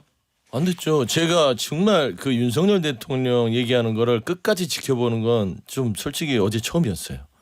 그동안 얘기를 그동안은 그냥 이제 하이라이트 당 대변인인데 안 봤어요. 하이라이트로 이렇게 봤죠. 예. 예, 뭐 개인적인 어떤 뭐 호감도도 있고 해서 예. 좀 필요한 부분 봤는데 어제 정확하게 모두 발언 22분 뒤에 110분에서 132분을 다 봤어요. 예. 그래서 움직이는 동선까지 다 봤거든요. 예. 근데 22분을 얘기를 하자니까 22분 자화자찬인데 예전에 이제 총선 참패하고 나서 국무회의 때 했던 말 그대로 했어요. 그렇잖아요. 나 잘했는데 이것도 잘했고 저것도 잘했고 이랬는데 왜 내만 몰라주세요. 그대로 그냥 재현된 거고요. 그다음 110분 얘기를 했는데 딱 하나 한 5초 정도는 국민들이 듣고 싶은 얘기를 했어요. 김건희 여사 명품백에 대해서 사과드린다. 이 부분은 됐고 나머지는요. 그냥 역시나 똑같았습니다. 뭐 최병 특검 안 받겠다. 김건희 특검 안 받겠다. 나는 바뀔 거 없다. 그러니까 더 이상 나한테 묻지 마라. 이런 얘기들로 주로 갔기 때문에 그러니까 저는 딱 한마디로 그동안 말로 때워서 이 사단이 난 거거든요. 네. 대통령이 말로만 때웠어요. 행동이 없이. 그리고 이번 132분도 총선 끝나고 나서 또 말로 때우는 기자회견이었다는 점에서는 진짜 구제불능이다. 그렇게 좀 말씀드립니다. 이거 잠깐 너무 센 표현인데 자 이건 좀 약간 순화를 하겠습니다. 구제가 불가하다. 예, 이건 약간 순화를 해야 될 것 같아요 저희가. 순화해야죠. 예. 소용주 의원의 방심이 가야 될 것 같아요. 구제가 불가하다. 예, 개인 의견. 구제를 구해드려야 되는데 그게 좀 어렵겠다. 이렇게 표현해요. 이미 전파 탔어요. 예. 네. 그 부분은 저희가 수정하겠습니다. 시정하는 걸로 말씀을 드리고 그래서 국민의힘의 윤희석 선임 대변인 보기에는 궁금했던 거랑 오해가 다 풀렸습니까? 다 풀린 건 아니죠. 아 그래요? 그럼 근데 뭐가 풀리고 뭐가 안 풀렸어요? 예를 들어서 김건희 여사 관련한 사안에 대해서 예. 대통령이 어느 정도로 생각하느냐에 대해서 국민들이 많이 불만을 갖고 계셨잖아요. 근데 예. 어제 사과라는 단어를 쓰셨고 또 하나 생각할 게 정치 공세다. 이 말씀을 안 했단 말이에요. 아니요. 예. 정치적 그 뭐라고 할까 했어요. 모략 뭐 이런 얘기를 안 했단 말이에요. 본인을 공격하기 위한 거다라는. 아니 백 식으로. 관련해서 얘기하는 거예요. 이게 여러 개가 있잖아요. 예. 그래서 이제 그 부분은 어느 정도 국민들께 좀 다가가는 부분이 있을 거다 이렇게 생각했고 제 개인적으로는 이종섭 대사 임명 과정을 전 이해를 잘 못했거든요. 또 어제 쭉 설명을 하셨는데 그러한 사정이 있었다면 임명 과정을 밟을 수 있었겠구나 하는 생각은 들었습니다. 일견. 그러니까 그것도 어느 정도 국민들께서 이해를 높이실 수 있는 부분이라고 봐야죠. 근데 아쉬운 건 뭐예요? 이제 특검법 관련 얘기인데 뭐 아쉬운 건 아닙니다. 행정부 수반이기 때문에 그렇게 말씀하실 수밖에 없는 거예요. 어느 특검법? 특검법 김건희 여사 특검법? 최상병 특검법? 김건희 여사 도이치모터스 주가 조작 관련한 특검법에 대해서는 논리가 저희가 바뀔 게 없어요. 그건 대선 전부터 쭉 대선 과정에서부터 나온 얘기고 예. 뭐가 바뀐 게 없지 않습니까? 정권 출범 이후에도. 그렇기 때문에 저희가 대선 치르면서 얘기했었던 논리와 바뀔 게 없다. 네. 그것을 반복할 수밖에 없고 그건 대통령 입장에서도 마찬가지예요. 저라도 똑같이 얘기할 수밖에 없습니다. 예. 그다음에 최상병 해병대원 순직 사건 같은 경우에도 제가 행정부 수반 입장이라는 말씀을 드린 게 공수처라는 엄연한 국가 공인 수사기관에서 수사 중에 결과도 나오지 않았는데 특검을 밟는다는 것에 대한 부분 그리고 말씀 안 하셨지만은 그 법안 내용에 독소장이 있잖아요. 민주당에서 지명에 가까운 추천한 분들만 특검으로 임명해야 한다는 거. 알겠습니다. 뭐 이런 부분에 대해서 받을 수 없는 부분. 알겠습니다. 자 이제 하나씩 좀 보죠. 총선 패배 원인도 어제 대통령이 언급했던 거로. 이게 아마 저 30분 모두 발언에서 얘기했을 거예요. 그 대통령의 총선 패배 원인에 대한 진단과 처방. 이거는 맥소장. 맥소장 좋은데? 맥소장 어떻게 들었습니까? 국민과의 소통이 부족하고 국정 성과가 미흡했고 그거를 국민들께서 체감하지 못하시고 이렇게 얘기했습니다. 그러니까 본인에게 책임 있다 이런 취지로 얘기한 거로 저는 들었는데. 애매해요. 아 애매해요? 애매하죠. 그러니까 체감 얘기를 많이 해요. 체감. 그러니까 이런 일들을 여러 가지 나열을 해요. 뭐 원전 얘기도 하고 뭐 민생 얘기도 하고 이런 일을 많이 잘했는데 국민들께 체감을 못 시켜드린 게 송구하다, 부족했다 이 얘기예요. 그러니까 국정 방향에 대해서 틀린 거 없다. 그 입장은 전혀 변한 게 없습니다. 그러니까 국민들이 왜 이번 총선에서 이렇게 혼을 냈을까요? 대통령을. 이유는 뭐냐면 국정기조도 생각해보라는 소리입니다. 국정기조가 맞지 않다. 그러면은 몇 가지는 좀 고쳐야 될 생각이 있다라고 얘기를 듣고 싶어 하는데 이 사람 바뀌는 거 아닌데 대통령도 안 바뀐다. 나쁘게 안 바뀌어요. 나쁜 일관성을 가지고 있어요. 뭐냐면 국민들이 듣고 싶어하는 얘기를 어떻게 이렇게 잘 피해가는지 모르겠습니다. 저는 그렇게 생각이 됐고 결국에는 그 체감을 못했으니까 이제 제가 체감시켜 드릴게요. 그리고 제가 체감시켜 드리게 소통할게요. 그 얘기였어요. 요지는. 그러니까 제가 어제 들으면서 그냥 재방송을 보는 느낌? 지난 국무회의 때 총선 이후의 메시지와 이번에 2년 만에 근 2년 만에 하는 이 대국민 보고도 똑같다. 저는 그런 의미에서 굉장히 실망이 컸을 것이다 국민들이. 그래 보여요. 어떻게 들으세요? 동체 시력이 별로 안 좋으신 분 같네. 너무 달랐잖아요. 뭐가 달라요? 달랐잖아요. 어떤 형식도 달랐고. 그러니까 껍데기뿐이었어요. 형식만 달라졌어. 아니 포장지만 바뀌어졌어. 제 말씀은 그 맥 소장님이 맥을 잘 짚으시란 말이에요. 잘 인정할 짚어야 거는 인정을 한 다음에 해야지. 어떻게 재방송이라고 얘기를 해요. 뭐 어떤 게 방금 전에 제가 달라졌는지 얘기를 설명을 했잖아요. 좀 해주십시오. 사과라는 단어를 썼고 정치공사라는 단어를 안 썼고 그 부분에 대해서는 거기에 대한 대통령의 생각 변화 이런 거는 평가를 해주셔야죠. 그러니까 제가 한 5초 정도는 그래도 좀 뭐 바뀌었구나 했는데 처음에 22분 앞에는 모두 발언해서 그랬어요. 힘드시죠, 국민 여러분. 그러면서 저는 이렇게 생각을 했어요. 모두 발언이. 근데 그 뒤로 똑같았다는 소리죠. 힘드시면 제가 이걸 잘못했고 국정기조가 이랬고 야당과 협치가 안 됐고 정치를 무시했고 의회를 다 파괴시켰다라는 부분을 애둘러서 얘기를 했어야 되는데 쭉 나열식으로 하고 나서 체감시켜드리겠습니다. 그래서 소통 더 하겠습니다. 이거 끝이었어요. 요지가. 알겠습니다. 자 윤희석 대변인. 이 김건희 여사 관련해서 앞서도 얘기 나왔지만 전향적으로 좀 바뀌었던 건 어쨌든 사과 드립니다. 요 얘기고 그다음에 이제 야당에서 좀 비판하는 건 특검법 거부. 근데 특검법 거부 논리는 기존에 이제 나왔던 얘기니까 그렇다 하더라도 이제 문제는 일종의 재발 방지책 같은 거잖아요. 뭐 재발 방지책이라는 단어 자체를 좀 안 좋게 좀 거슬리는 분들 계시겠지만 문제는 제2부속실 설치하고 특별감찰관 만들어서 저 김건희 여사 주변에 불미스러운 일이 안 생기게 하겠다. 그리고 다시 활동을 재개하겠다. 뭐 이런 얘기가 있을 거라고 예상도 좀 되긴 했는데 그런 부분이 전혀 없었거든요. 어때요? 국민들이 김건희 여사에 대해서 가지고 있었던 걱정 뭐 이런 것들이 완전히 해소된다고 보십니까? 어제 대통령의 그 사과 한마디로? 그렇지는 않죠.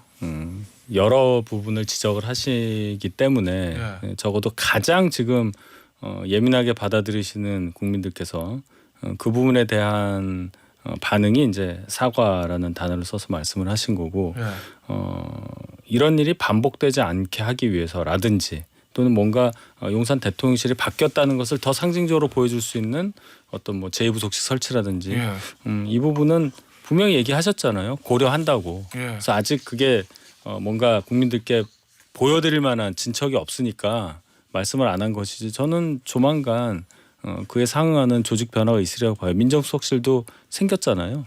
예, 그런 차원으로 본다면 적어도 제2부속실 같은 경우는 그렇게 머지않은 장래에 아마 생기지 않을까 저는 그렇게 봅니다. 그 추측입니까? 추측과 기대입니까? 아니면 실제로 그런 움직임이 있습니까 지금? 아예 그런 움직임이 없는 것 같지는 않아요. 제가 이걸 막 제가 어디서 들었는데 이렇게 말씀을 못 드리지만은 그런 움직임이 왜 없겠습니까? 알겠습니다. 아니 왜냐하면 궁금한 건 지금 거의 3달 넘게 활동을 안 하고 있는데 그럼 뭔가 이제 어떤 계기가 돼서 활동을 해야 되잖아요. 그러면 국민들이 납득할 수 있는 만한 뭔가 좀 변화라든지 뭐 무슨 예를 들면 재발 이런 게 나와야지 편하게 본인도 활동하기 수 있을 건데 어제 대통령 사과 그거 한마디를 계기로 활동을 하려는 건지 다시 제가 뭐 활동하면 안 된다는 게 아니라 아니 그러니까 보통 이제 저는 전체적으로 이게 뭐 정치적 공세의 이 레토릭을 쓰는데 보통 이제 죄진 사람이 특검을 거부한다는 얘기를 윤석열 대통령이 하셨잖아요. 그러니까 뭐가 떳떳하지 못해서 공식적인 행사를 하지 못하죠. 그러니까 김건희 여사 자체도 명품백 받은 부분이 뭔가 석연치 않은 거 있는 것이고 주가 조작에 대한 부분들을 털지 못하니까 결국엔 공식 행사들에 나타날 수 없는 것입니다. 그러니까 결국엔 김건희 여사를 지금 이현수 검찰총장이 시원하게 이제 수사를 하겠다라고 일단은 던졌으니 내놓으면 돼요. 내놓고 공식적으로 공식 행사를 검찰에부터 시작하셔라. 그러면은 대통령도 편하실 텐데 대통령도 제가 봐서는 그 김건희 여사하고 조율이 안 된 어제 발언을 한 것 같아요. 조율이 안 된 발언. 그거 일단 추측. 제 개인적인 추측으로는 왜냐하면 지금 이 현명하지 못한 처신으로 사과드린다. 이게 지금 예전에 한동훈 전 비대위원장이 했다가 한번 윤활 갈등이 있었던 얘기거든요.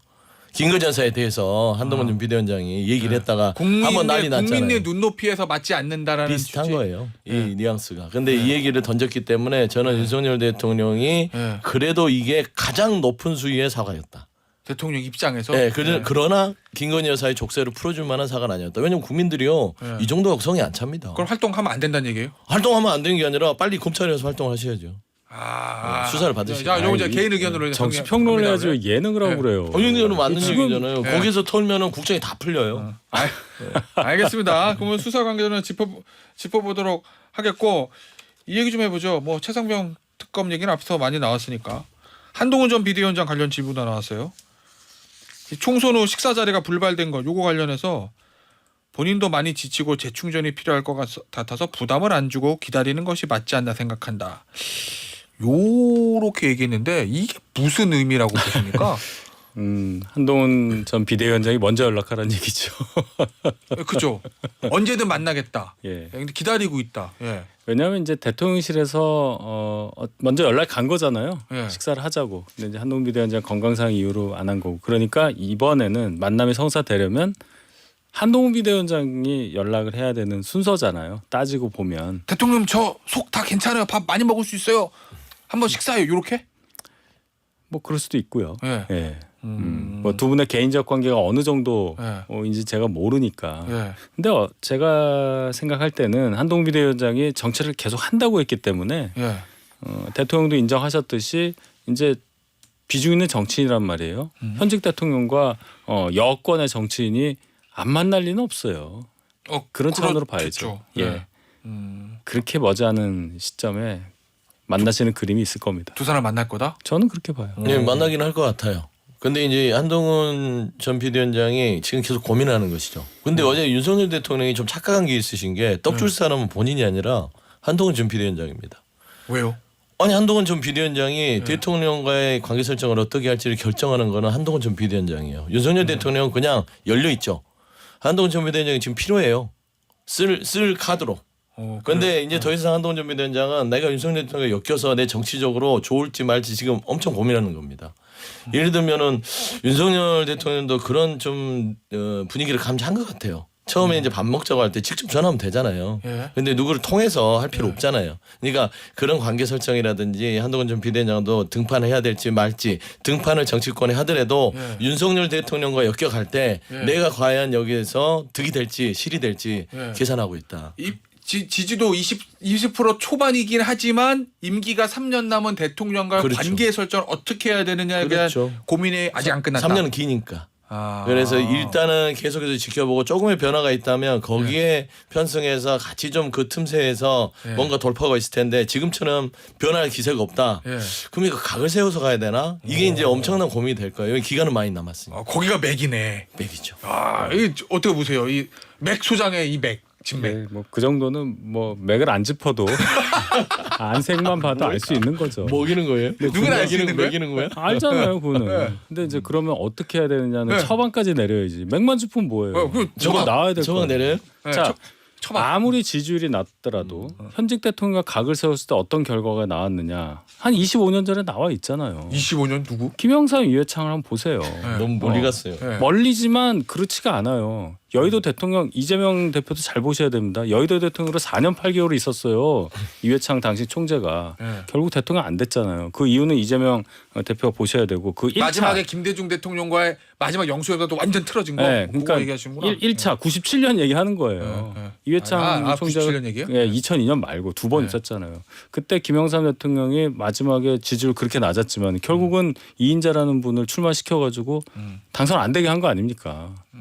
그 생각해야죠. 그때는 이제 뭐 맞는 말씀일 수도 있어요. 정치 맞지 구도상 맞는 얘기 있어요. 근데 25년 전은 너무 멀리 갔고 그 당시에는 이제 언론 환경이나 여론 조성이 레거시 위주로 갔던 거고요.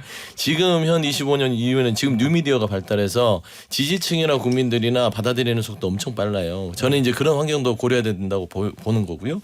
그다음에 한동훈 전 비대위원장은 지금 윤석열 대통령 관계자인 김대중 이회창이라고는 좀 보지 않는 것 같아요. 김영삼 이회창. 김영삼 이회창. 왜냐하면 한동훈 전 비대위원장은 지금 봐보면 최근에 한국일보 인터뷰 함 원장이랑 임 교수 둘이 나와서 했던 부분들이 결국에는 한동훈 전 비대위원장에는 또 하나의 판단의 기준이 됩니다. 이게 함수에서 매우 중요합니다. 왜요? 왜냐하면 보수 지지층이 윤석열 대통령을 버릴 수 있거든요.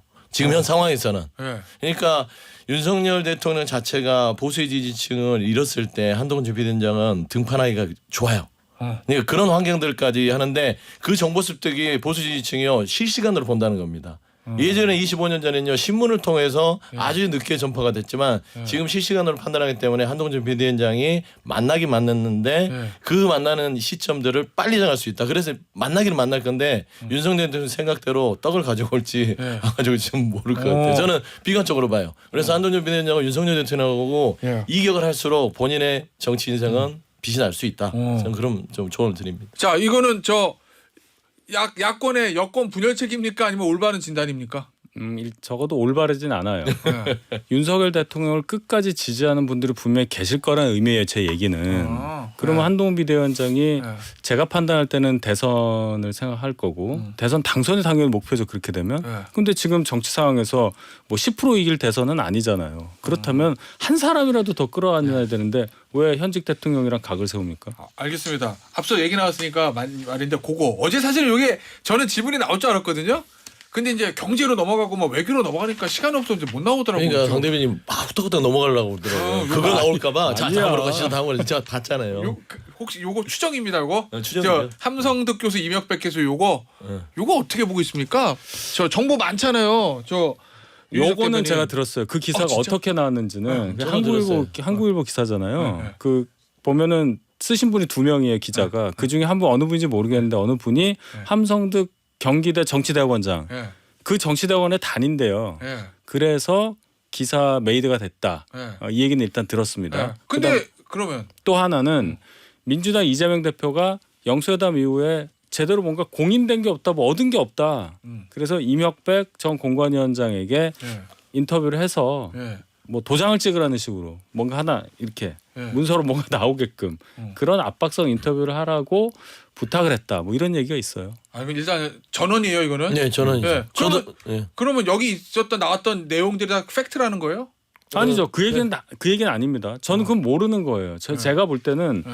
말이라는 게 한 다리만 건너면 이렇게 바뀌는데 네. 함성득 원장, 뭐 이명백 뭐 교수는 그렇다 치고 함성득 원장이 한 얘기가 본인이 막 살을 붙였다 이런 뜻은 아니에요. 예. 근데 대통령과 소통 과정에서 뭐 오해를 했을 수도 있고 예. 뭔가 뭐 그런 게 좀 섞인 느낌이에요. 그런 말까지 했을까라는 생각을 안 할 수가 없잖아요. 일단 그리고 본인의- 예. 비선이 예. 비선은 비선으로 남아야지. 예. 비선이 어떻게 며칠 되지도 않았는데 본인 신상을 드러내요. 그 비선 2명이 손잡고 넥타이까지 맞춰 매고. 그러니까 그거는 처음 보는 아니 그건 소식이어서. 이제 외형적인 부분이고요. 신문이라는 게 인터뷰라는 것들은 본인의 어떤 겪은 사실을 얘기하는 거잖아요. 그게 이제 사실의 여부는 떠나서 근데 두 분의 이 살아온 인생을 보면 두 분들이 무슨 일 때문에 뭘 얻기 위해서 그런 말을 하겠어요. 예. 뭐 거짓말이라고들 하는데 그런 주장하는 사람들이 있어요. 그렇지 않아요. 그래서 제가 급히 취재를 해봤죠. 예.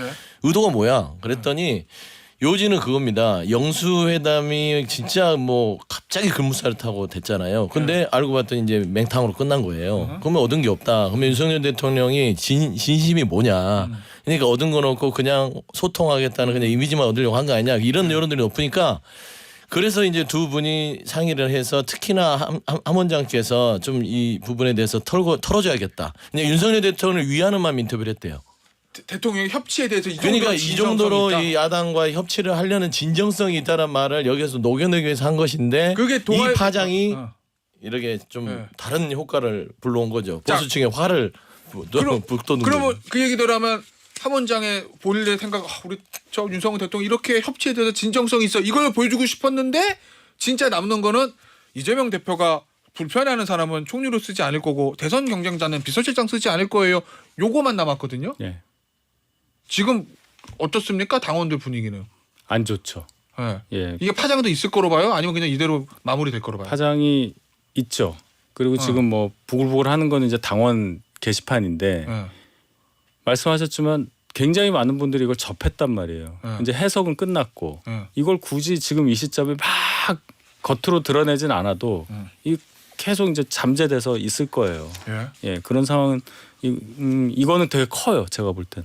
엄청 커요. 대통령에게 이대로 끊어지는 않을 것 같아요. 권영세 의원도 이 부분에 대해서는 뭐 사실이 공산이 크다라고 이제 왜냐하면 얘기하는 것 같고. 누구요? 권영세 의원이요. 아, 예, 예. 박영선, 양정철 이분들에 대한 기용설이 있었잖아요. 예. 그거를 마치 확인시켜주는 느낌이 들어요. 그 두 개가 합쳐지기 때문에 예. 이건 좀 크다. 그래요. 예, 당원 그런 게시판 보니까 지금 상당히 크더라고요. 개딸 윤석열 막 이런 막 댓글이 올라와요. 개딸 해라. 우리 당원 게시판을 어떻게 봐요? 봤죠?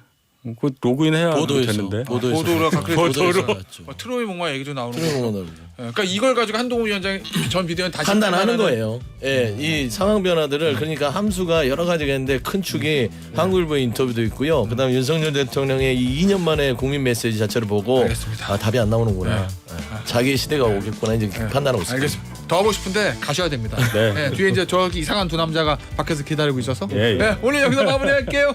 저 서영주 맥 정치사회연구소 소장 윤희석 국민의힘 선임대변인. 그날 무슨 일이 있었을까?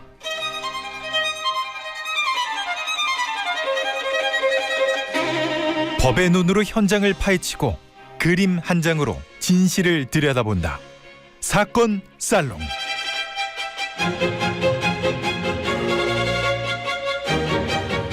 김태현의 정치쇼 3부 사건 살롱 두 변호사와 함께합니다. 양변 백변이 안녕하세요. 네, 안녕하세요. 근데 이 얘기를 좀 해봐야 될 것 같아요. 저는 이거 뉴스 보고 그죠. 그렇죠. 강남역 인근 건물에서 여자친구를 흉기로 찔러서 숨지게 한 20대 남성. 이게 이제 그날 이제 속보로 나왔거든요. 그렇죠. 이 사건이 속보로 나오고 그 다음에 잡힌 다음에 이 남자가 어떤 사람인가에 대해서 또 이제 속보가 나왔어요. 네. 수능 만점을 받은 명문대 의대생이다. 본인이 의대생이라고 밝혔답니다. 네. 그러니까 이제 바로 그 결과가 나왔던 건데 이 내용이 굉장히 충격적인 거는요. 그러니까 일단 시간이 오후 5시 20분입니다. 최근 5시 20분이면은 아주 화나죠. 화나죠. 그러니까 서초구 강남역 9번 출구 앞에 15층 건물 옥상에서 누군가가 투신하려고 한다. 이런 신고가 접수돼서 경찰과 소방이 출동을 해서 일단 이 사람을 첫 번째는 구조를 했습니다. 구조죠. 그래서 구조를 하고 나중에 보니까 이 사람이 제가 그 건물 옥상에 약이 든 가방을 두고 왔는데요. 그래서 경찰에 가보니까 약이 든 가방도 있지만 한 여성의 시체가 있었던 겁니다. 진짜 황당한 사건이죠. 그래서 경찰이 다시 돌아와서 이게 어떻게 된 거냐라고 얘기하니까 이제 본인이 살해했다고 자백을 했어요. 헤어지자 그래서.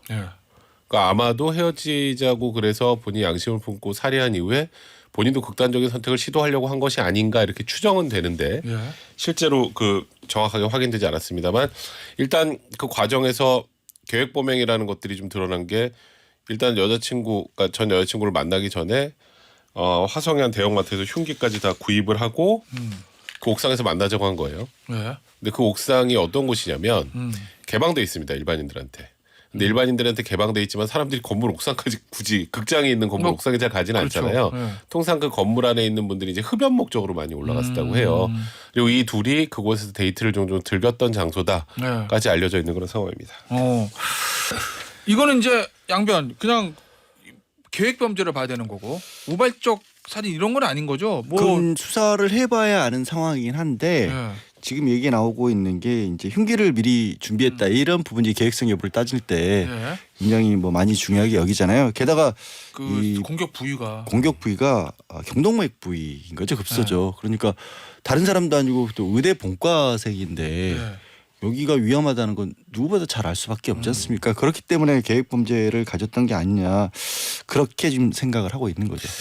근데 이게 이제 이 수능 만점 맞고 인터뷰까지 여러 번 했던 의대생이라는데 이게 좀 더 충격적인 거. 물론 공부 잘하고 그랬다고 해서 범죄를 안 저지르고 공부 못한다고 해서 공부 잘 지르는 건 아니지만 아니죠. 당연히 아니지만 이런 수능 만점 받은 의대생이 이런 굳이 그러니까 뭐냐면 이제 그런 지적을 하시는 분들도 계시더라고요. 주변에서도 야 그럼 저기 공부 못한 사람이 저지르면 사건 사고가 아닌 거고 이 사람이 저지르니까 이렇게 크게 떠드냐라는데 지금 김태현 변호사 지적한 것처럼 왜 이런 범죄를 저질러야 될 필요라는 표현이 이상하네요. 그렇게까지 나아갔을까? 평소에 혹시 좀 이상한 성향을 보이지 않았을까라는 생각을 해볼 수가 있잖아요.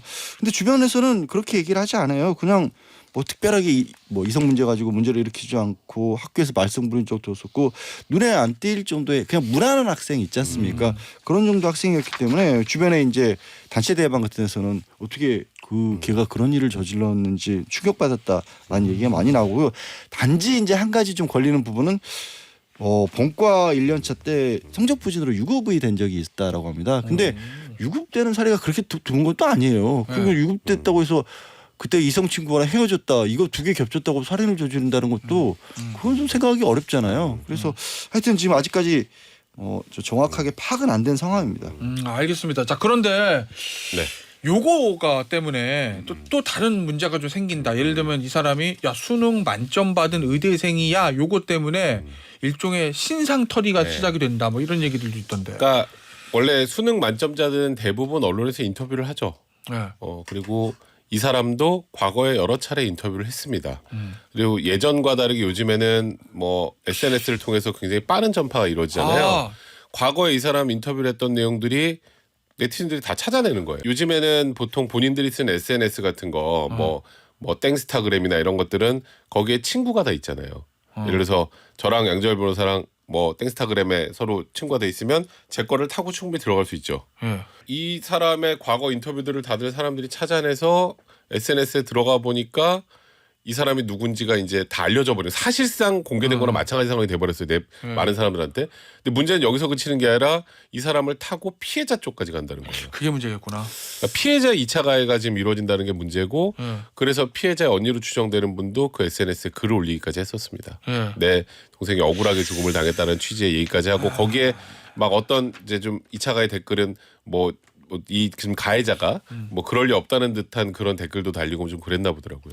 자, 근데 이거 신상 정보 이 정도 원래 범죄자처럼 보면 신상 정보 공개되는 게 맞는 거잖아요. 근데 이제 이 신상 공개 여부 살인죄라고 무조건 공개하지 않는데 경찰에서 신상 공개 위원회가 열려서 아시겠지만 가장 주요하게 보는 것 중에 하나가 재범 방지 그리고 국민의 알 권리 이런 것들인데 이 사람이 그러니까 지인에 대한 어떤 살인 사건이라고 하는 것의 특성은 재범 가능성이 또 떨어지는 거잖아요. 상대적으로 뭐 경제 범죄도 아니었고 그다음에 살인 충동이 있어서 그랬던 것도 아니고 어떻게 된 건지는 수사를 향후에 해봐야겠지만 재범 가능성 그리고 또 지금 얘기했던 것처럼 사실 이런 부분이 문제가 되는데 공개 안 하는 이유 중에 하나가 뭐 가족이라든가 피해자라든가 아니면 가족이 뭐 어리다든가 이런 것 때문에도 공개를 안 하고 있잖아요. 근데 지금 백변이 얘기한 것처럼 문제가 알아보고자 하면 얼마든지 알 수 있는 상황으로 시대가 변한 거예요. 그래서 이게 참 저도 답답해요. 이런 부분들이 저는 늘 주장하는 게 공개를 하려면 차라리 공개를 하고 상대적으로 수사 과정에서 이 사람이 받고 있는 의혹이라든가 이런 것도 같이 공개하면 모르겠다. 차라리 하는 게 낫다라는 생각이 들 때도 있어요. 근데 과거에도 이제 뭐 그 성폭력범죄 처벌하는 특례법에도 공개 규정이 있지만 쉽게 공개가 안 됐던 게 실질적으로 가해자를 공개하면 피해자를 공개하는 것과 같은 효과가 있는 경우에는 공개를 많이 안 했단 말이죠. 근데 이 사건이 전형적으로 그래요. 그러니까 말씀드렸던 것처럼 일부 네티즌들이 찾아내서 누군지 다 많이 공개가 된 것처럼 돼버렸지만 이제 아예 이름이나 이제 신상 전체를 공개하면 일반 대중도 호기심에 충분히 따라 들어가서 피해자의 신원을 알 수 있단 말이죠.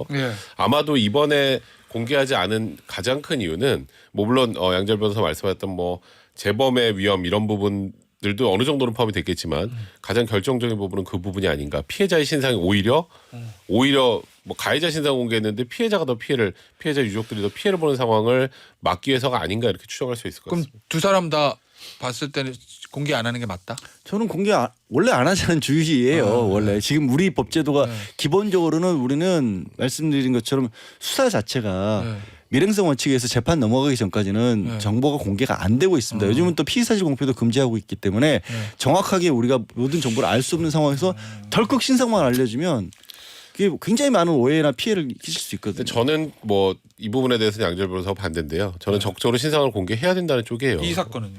근데 이 사건은 좀 애매하긴 해요.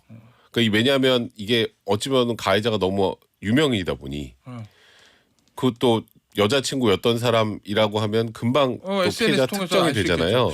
근데 그렇다면 이거는 이 사람의 신상을 공개하면서 오히려 피해자 쪽 피해자 유족들이 더 큰 피해를 볼 가능성이 있다면 이거는 고려를 좀 해봐야겠습니다만 저는 일단은 강력범죄에 대한 신상 공개는 적극적으로 해야 된다는 주의입니다. 근데 저는 그 생각이 들었어요. 이게 이제 기준인 건데 예를 들면 SNS를 통해 가지고 연결이 돼 있으니까 피해자가 신상이 알려져서 안 된다는 논리면 면식범의 경우는 공개할 수 있는 게 하나도 없어요.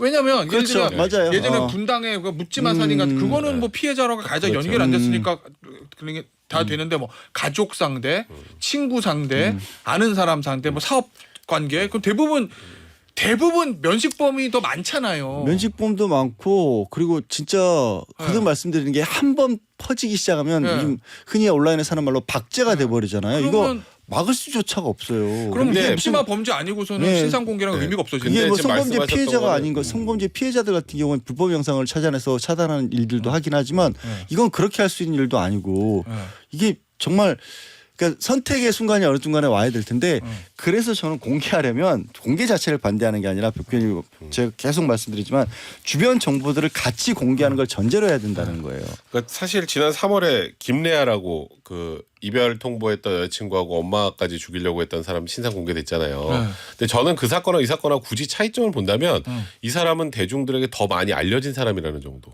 그러니까 대중에게 너무 많이 알려진 사람이고 그래서 오히려 피해자 신원 노출이 더 다른 일반 범죄보다 쉽다는 거고 뭐 말씀하셨던 물론 그 SNS 털기 시작하면 똑같은 뭐 거예요. SNS 털기 시작하면 똑같지만 그 정도 차이는 분명히 좀 있다. 굳이 말한다면 대중에게 알려졌다는 거는 그러니까 이게 오히려 신상정보 공개 제도에 취재와는 상관없는 거잖아요. 그냥 그건 호기심의 차원인 거지. 그것 때문에 뭐 해야 되냐 말아야 된다냐 갈 수는 아니잖아요. 알겠습니다. 자, 요거는 어쨌든 지금은 공개 안 하는 걸로 정리가 됐다. 그런 말씀이고 다음 주제 좀 볼게요. 김명 팀장. 김명 팀장은 이제 1세대 보이스피싱 조직 총책인데 이 김명 팀장 문자를 안 받아보신 분은 없을 겁니다. 예. 필리핀에 잡혔는데 탈옥했어요, 이 사람? 네, 그리고 그렇습니다. 일단 김명 팀장은 누군지부터. 김명 팀장입니다. 얘기한 것처럼 거의 원조격이에요. 그러니까 정말 많은 사람들 그 전에도 있긴 있었는데 수법이라든가 아니면 피해 정도가 너무 컸던 사례였고요.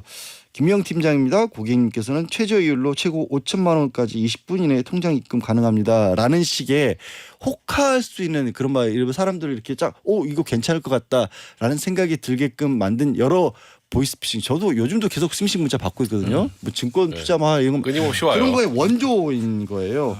그때 뭐 수백억 원대 피해를 입혔고 자꾸 보니까 또 막상 김명 씨도 아니었고 여성도 남자인데? 아니었고 남성 50대 남성. 이 사람 얼굴을 왜 가려주는 거야?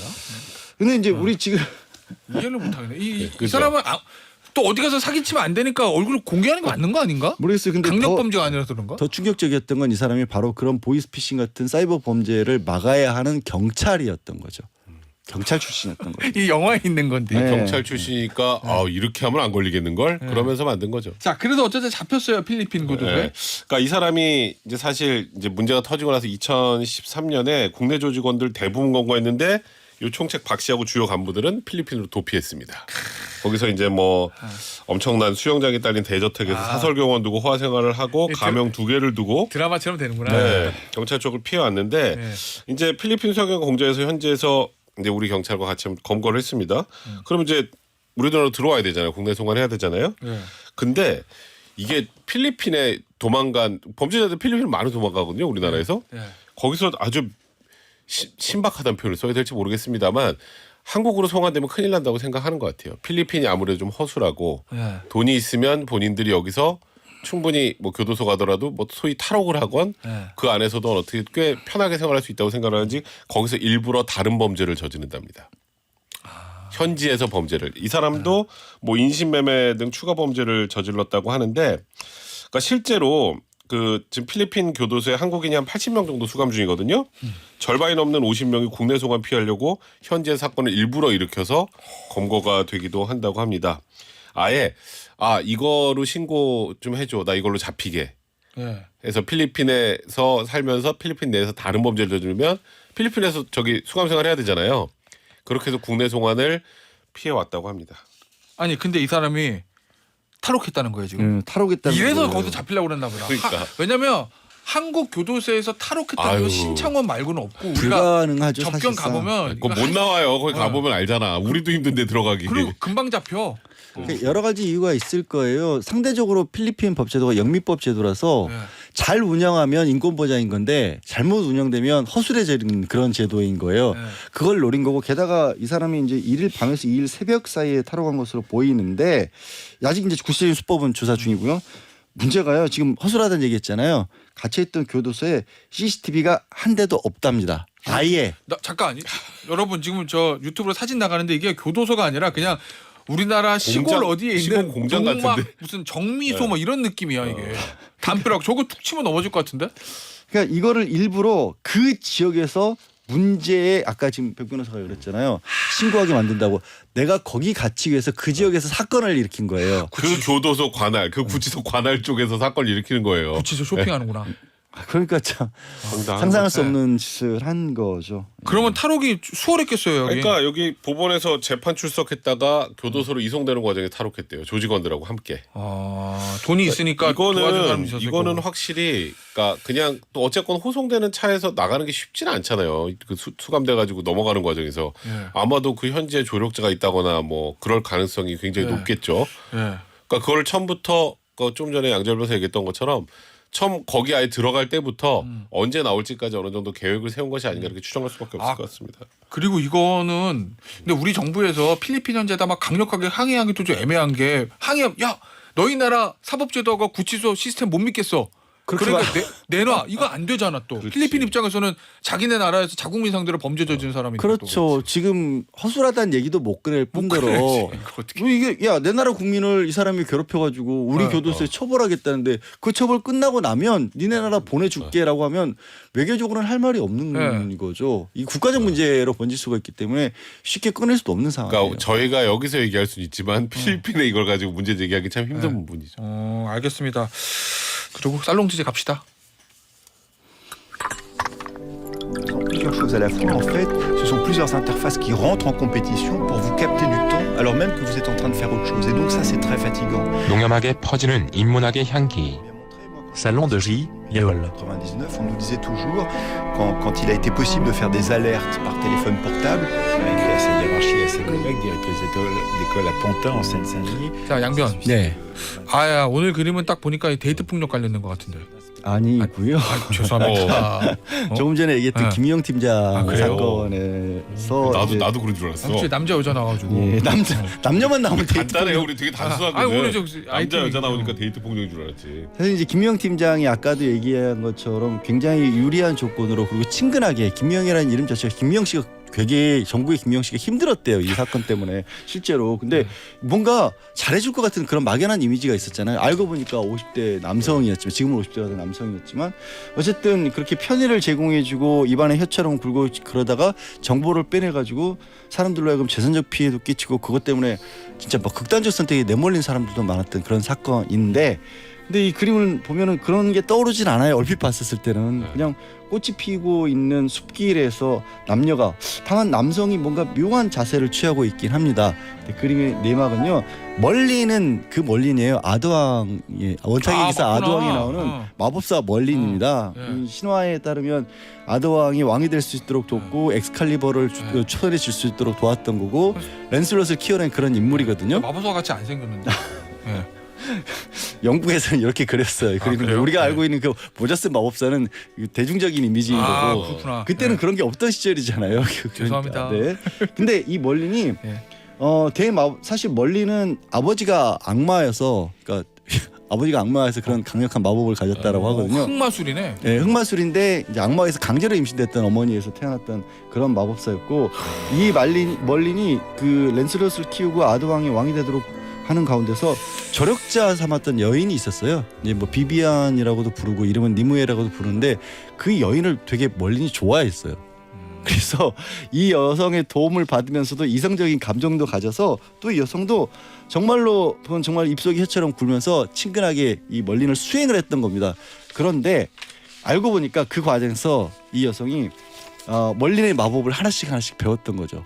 하나씩 배웠고 이 여성을 보시면 책을 들고 있죠. 나중에는 멀린의 마법책까지 훔쳐낸 겁니다.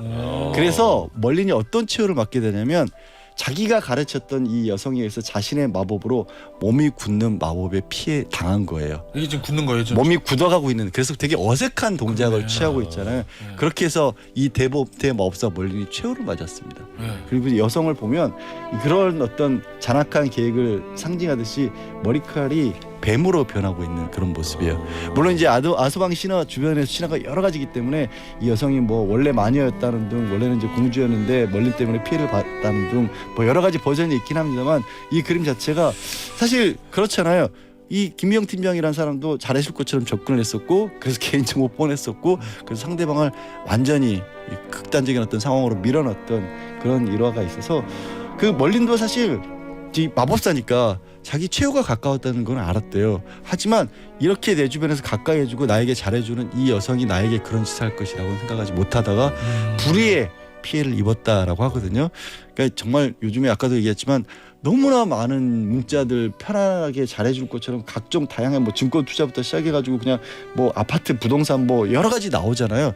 혹하는 순간 설마 하는 순간 이런 일을 겪을 수 있다. 멀린이 될 수도 있다. 네. 그래서 그런 그림입니다. 잘해. 그렇구나. 멀린. 네. 알겠습니다. 자 오늘 저 사건 살롱 여기서 마무리하도록 할게요. 양번 백변이었어요. 감사합니다. 네, 고맙습니다. 0488님 오늘이 10개월 계약직 마지막 날이라서 기분이 별로예요. 다음 직장을 바로 구할 수 있게 힘을 주세요라고 문자 주셨고요.